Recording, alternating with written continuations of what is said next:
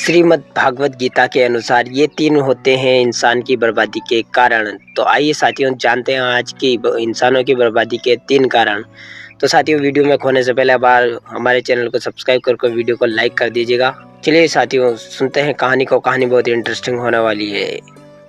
गीता में भगवान श्री कृष्ण ने बर्बादी के इन तीन कारणों पर विशेष बल दिया है। भागवत गीता के बताए गए मनुष्य की बर्बादी के ये तीन कारण आज हर मनुष्य को जानना चाहिए।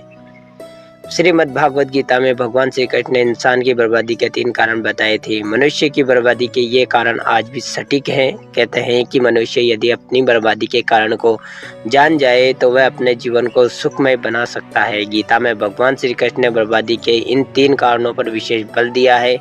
भागवत गीता के बताए गए मनुष्य की बर्बादी के ये तीन कारण आज हर मनुष्य को जानना चाहिए। यह कोई मैं नहीं बता रहा बल्कि गीता में इससे वर्णन मिलता है। क्या आप जानते हैं कि मनुष्य की बर्बादी के तीन कारण कौन कौन से हैं?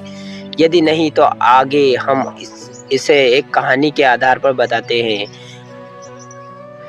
प्राचीन काल में एक शाही परिवार में एक लड़के का जन्म हुआ। कम उम्र में ही शाही ठाट से दूर गुरुकुल में भेज दिया गया था। गुरुकुल में यह बालक सबसे होनहार था। उसने वेदों और शास्त्रों का अध्ययन किया। गुरुकुल में अभी उसकी शिक्षा समाप्त भी नहीं हुई थी कि उसके माता पिता और सभी भाई बहन प्राकृतिक आपदा से मारे गए। शिक्षा समाप्त करने के बाद इस बालक ने प्रण लिया कि उसका सारा जीवन लोगों की भलाई में ही बीतेगा। अब इस सन्यासी ने अपनी सारी महत्वाकांक्षा त्याग दी। वह सांसारिक वस्तुओं को छोड़कर हिमालय के जंगलों में चला गया।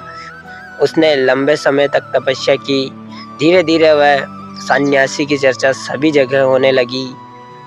उस राज्य का राजा बहुत ही क्रूर व्यक्ति था। राजा ने सन्यासी से भेंट करने की ठानी, जिसके बाद राजा उस सन्यासी से इतना प्रभावित हुआ कि उसने अच्छाई की राह पर चलने की ठान ली। राजा मन ही मन सोचने लगा कि अगर ये सन्यासी मुझे चंद मिनटों में ही इतना कुछ बदल सकता है तो यदि मैं ये मेरा पास रहने लगे तो मेरी जिंदगी ही बदल जाएगी। इसके बाद राजा ने सन्यासी से अपने साथ चलने के आग्रह करने लगा। सन्यासी इसके लिए मान गए और राजा उन्हें साथ लेकर महल में चले गए। वहां राजा ने सन्यासी को शाही कमरे में भोजन करवाया।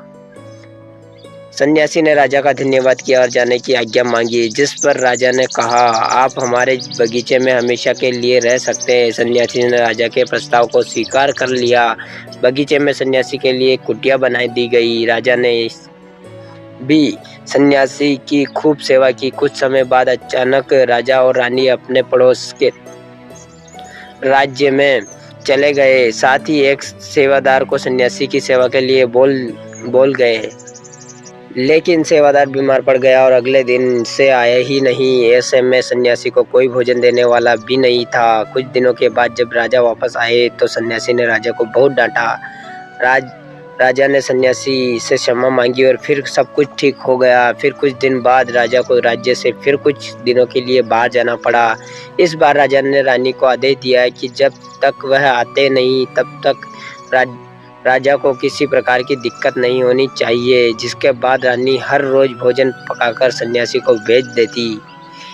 एक दिन रानी नहाने के लिए गई और सन्यासी को भोजन देना भूल गई। अब भोजन नहीं आया तो सन्यासी सोच में पड़ गया कि और वह खुद महल में जाकर देखा। सन्यासी की नज़र रानी पर पड़ी। उसने रानी के अद्भुत रूप को देखकर चकित हो गया। सन्यासी रानी की सुंदरता बुला न सका और उसने खाना पीना छोड़कर अपनी कुटिया में पड़ा रहा। राजा जब वापस लौटे तो उससे सन्यासी के हाल का पता लगा।